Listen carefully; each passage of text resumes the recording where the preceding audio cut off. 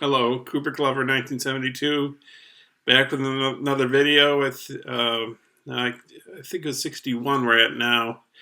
So now, instead of doing Seinfeld, that's going to wait till the end, the Seinfeld complete series. So instead of doing that until after we reach the end, then we'll handle Seinfeld.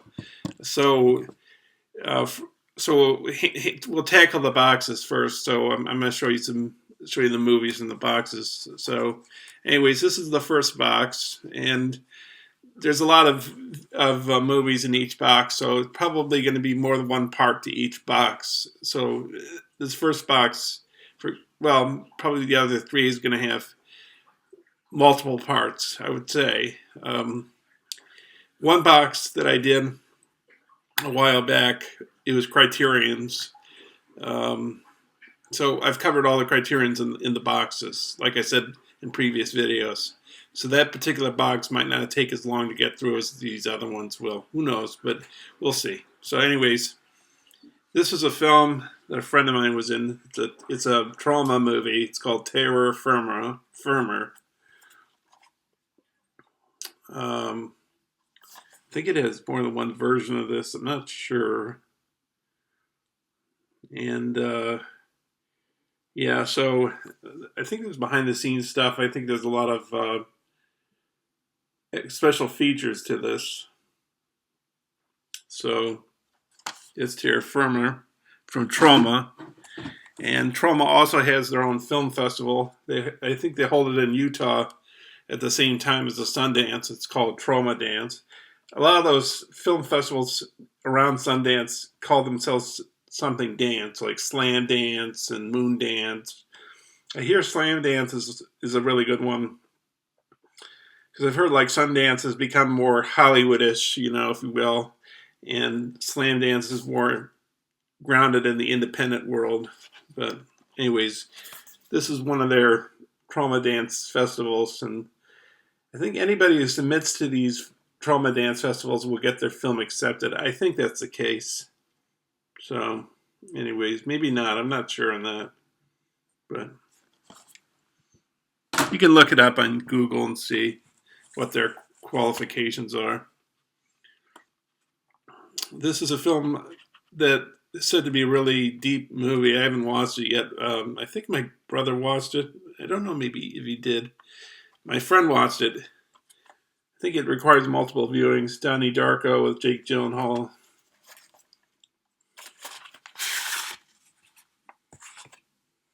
This is the director's cut.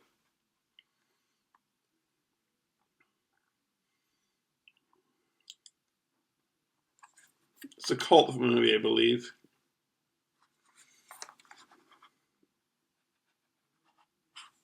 So,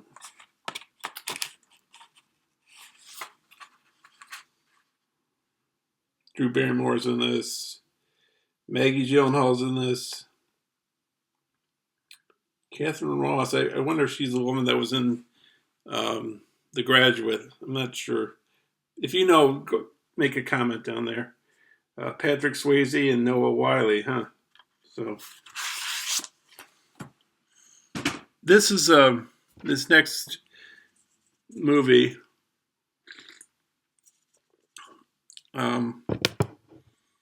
It was a mini series on television. I only had the first part of it, and I was a really big fan of it because I got the comic books of the. I'm not really a comic book collector, but this particular miniseries that later became a television show for a little while. Not only did I collect all the comic books, but I collected the novels that they made out of the series. So I read a lot of the novels as well, maybe all the novels. But I don't know if maybe I'd watch this movie. I probably would watch it over again, but I don't think I'd read the novels again. I don't know. Anyways, it's V. It was directed by Kenneth Johnson. I think it's a metaphor for the Holocaust, if you will. These aliens come to the Earth. They say, I think what they need is water, but there's more ulterior motive why they've come to the Earth. and they're it turns out they need something else, and they're not what they seem. I don't know if I should reveal what it is that they really are, and they're not really humans. I'll say that, and they don't really need water, so that's not the reason why they've come to the earth. Here are two with a famous Hollywood movie star, John Wayne, The Fugitive.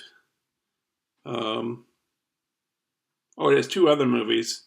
It has On the Run and it has Next of Kin. And maybe they have alternate titles because they have right next to The Fugitive. It says Sagebrush Trail. Next to On the Run, it says Desert Trail. And next to Kin, it says West of the Divide. So I don't know. I think it's just one disc for this whole series of movies. Oh, well, I see. It's a. Oh no, I thought it was a double-sided disc. No, it's just one side. They must be pretty short movies because there's three of them on the disc. It's not like a Blu-ray, so they must be fairly short. The second one, let's see, it's got 4 movies on it with John Wayne. Dawn Rider, Blue Steel, Lucky Texan, Man from Utah. I did watch a John Wayne movie last year.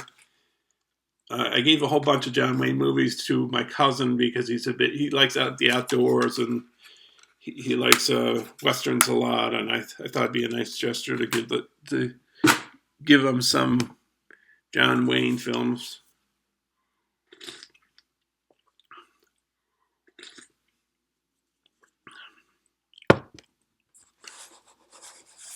This was a nice romantic movie, a French movie called Amélie, directed by Jean-Pierre Jeunet, who directed the 4th Alien installment, which was Alien Resurrection, which I wasn't that wild about, but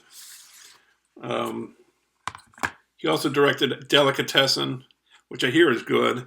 He also directed City of Lost Children, which I didn't like that much, even though it had Jean-Louis Trintignant, who was in a few of my favorite movies of all time, The Conformist, The Great Silence, spaghetti western, Conformist by Bertolucci. Just a nice movie. I think this is kind of a tearjerker movie. At least I think it was when I first watched it. I don't know if I was that way the second time around, but anyways, that's Amélie. There's some films that make me tear up every time I watch them. I don't know if there's a lot of there's Schindler's List. The ending of Schindler's List always kind of gets to me. Maybe It's a Wonderful Life too. The ending of that. This is the other Alice in Wonderland. I have the Tim Burton one with the Danny Elfman score. It's pretty interesting visually. What sort of annoys me with the Danny Elfman scores is their carpet to carpet, wall to wall music, and some of the great movie scores. In not all the movie does it feature music. Sometimes it uses silence or sound effects or dialogue, and there's a good balance of all those elements, and it's not blanketed with music all the way through. And I think it just overdoes it he sort of overdoes it with the music.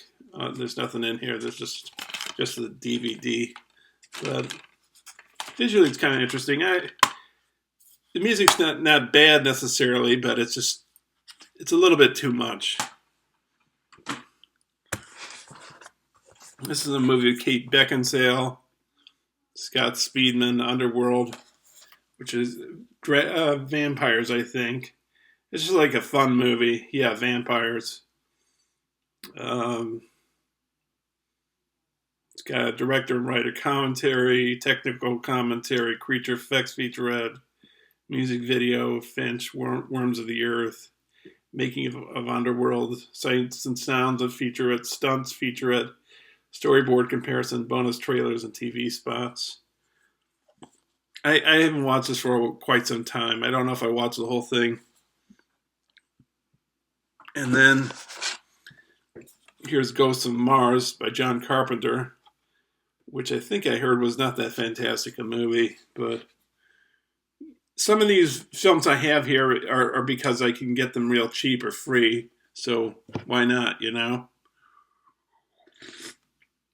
And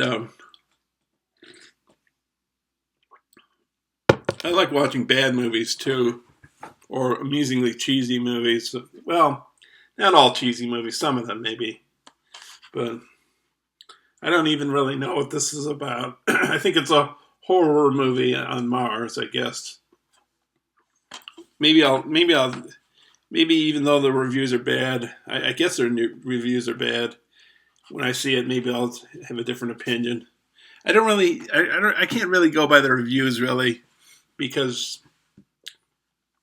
after I see the film myself, then I might not agree with the critics, or I might agree with the critics. I'm not quite sure on that. When I went to the movies in the past, I used to gauge it by Siskel and Ebert, but nowadays, now that Ebert's gone and Siskel's gone, and I don't really know much what Roper says about films, even though I like to read reviews time to time, and I like a lot of critics to reading, you know, like A.O. Scott and Elvis Mitchell and Richard Roper, Richard Schickel, you know, but Jay Hoberman, I think he's maybe, I don't know if he's alive or not. I'm not sure, but yeah, I like seeing films anyways, even if they get bad reviews. I just like watching movies in general. So this next one's a box set. It's 2 films, Spider-Man 1 and 2, with Tobey Maguire and Kirsten Dunst. I haven't watched this. I didn't really care for the first Spider-Man movie. I think I've seen 2. I'm not sure, but I saw the Spider-Man with Andrew Garfield. The first one that he did wasn't that wild about it. I thought it was kind of stupid or whatever, but the second one I really enjoyed, and I thought I wouldn't enjoy it. But it has special features on this. I'm not really going to get into it. I just thought it was interesting. It's 2 thumbs way up. That's what Ebert and Roper say about Spider-Man 2. I think this is Roger Ebert's favorite superhero movie, Spider-Man 2. And I know it has Alfred Molina in it. It's got commentary, featurettes. Yeah, so... And Sam Raimi was involved, yeah, I remember reading about that. Next one is the third in the trilogy, Spider-Man 3, which I hear is pretty bad. It was part of, at least some of it was filmed in Cleveland, Ohio, where I was born.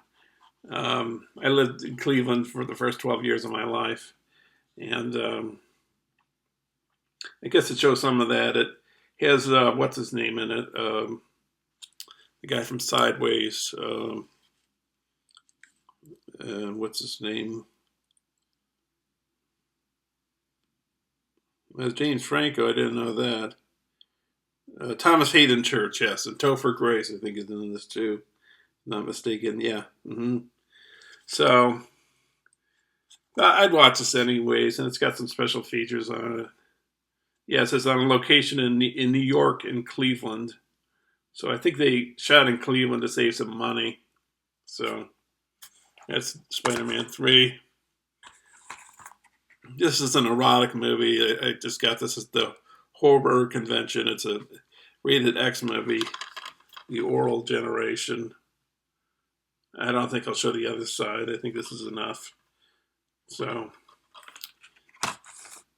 and then we have a 20 pack of, I don't know if they're, well, I guess they're action movies, or 20 movies.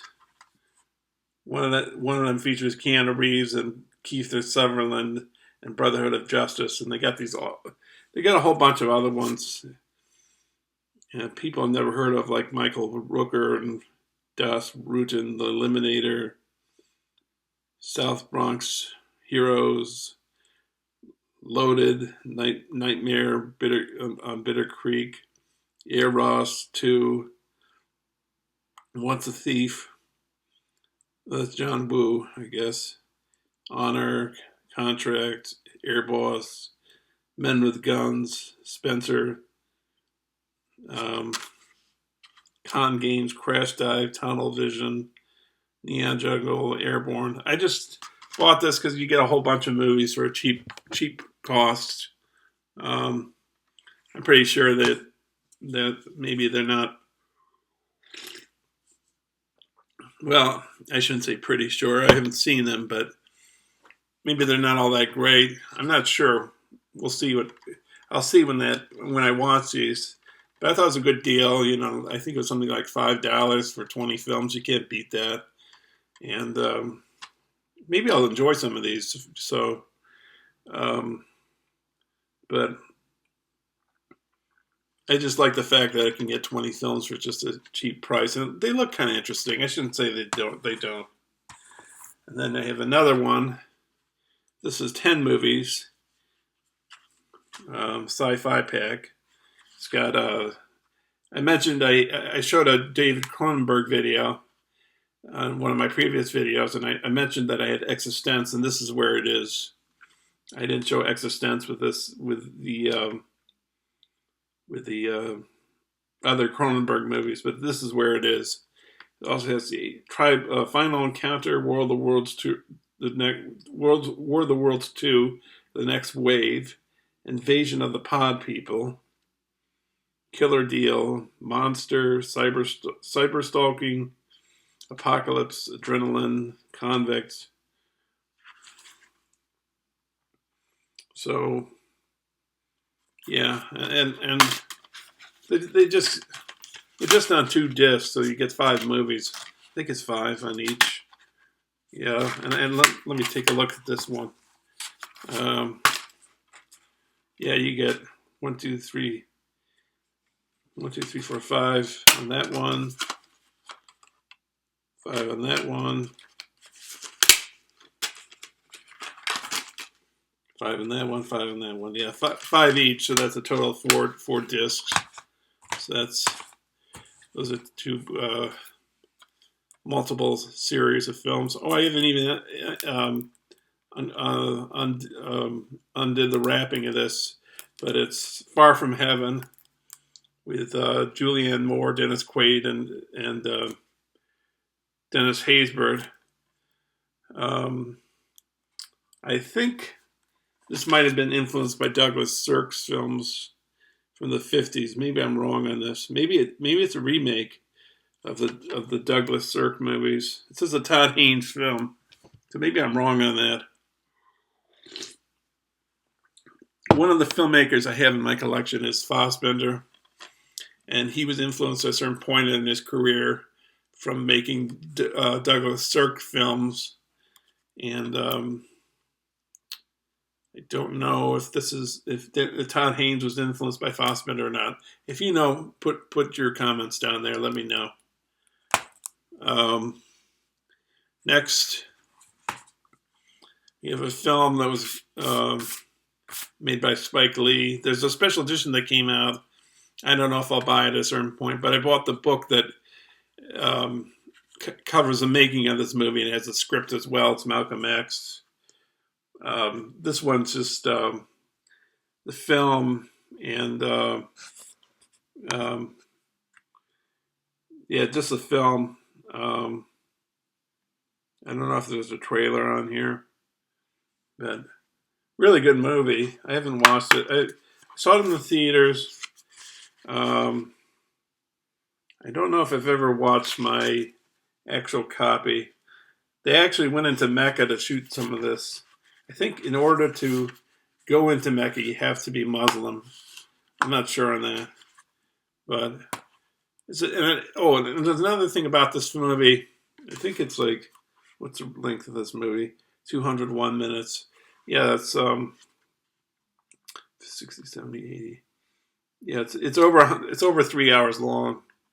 201. That must be, let's see, 3 hours and 21 minutes, I believe. And I like a long movie. I like long movies as long as they're not bad. As long as they're really good films. And this is a good movie to watch. Excellent performance by Denzel Washington as Malcolm X. And frankly, I think that was the year. What year did this come out?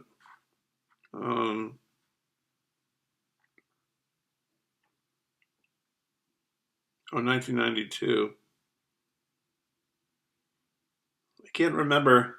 He was nominated for an Oscar, I believe, for this role, but he didn't win. I think he might. I think he should have won. I think against. I can't remember who won against him, and I think Malcolm X won one Oscar maybe for best screenplay. So, if you know, just put your comments down there. This is at the film festival I go to every Wednesday. It was signed for me. Brilliant Mistakes.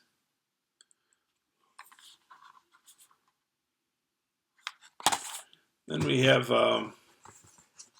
like a fun kind of movie, The Mummy, Ultimate Edition.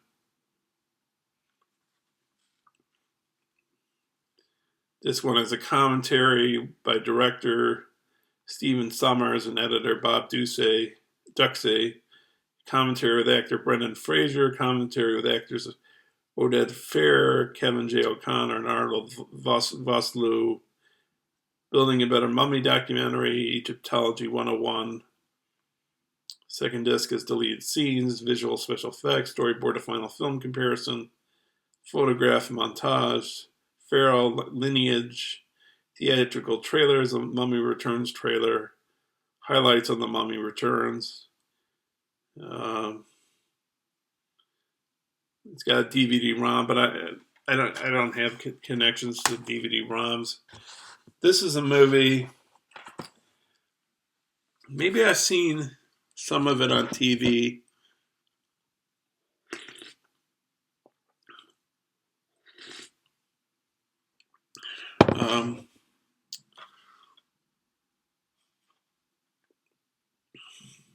I think it came out in the 80s, if I'm not mistaken.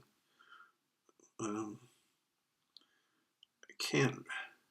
had trouble reading to some degree. Not that I had trouble reading. It's fine print that I have trouble with somewhat. I think it came out in the 80s. It's Highlander with Sean Connery and Christopher Lambert. I think they're time travelers, if I'm not mistaken. So I'll see what that's like. Sean Connery, he's a good actor, so we'll see. This film looked interesting. The cover looks interesting, and it's a horror movie. Slither, pretty interesting cover, I think. Got deleted scenes, extended scenes, gag reel, bringing Slither's creatures to life, Slither set tour with Nathan Fillion, making of the sick minds and slimy deeds of Slither, feature commentary with director James Gunn and actor Nathan Fillion. So we'll see how that goes. So that's the end of the first part of the first box. So we will continue on the second part after this. Second part, I think, will be the ending of the first box, but we'll see how that goes. So thanks a lot for watching, and I'll see you soon. Thanks a lot.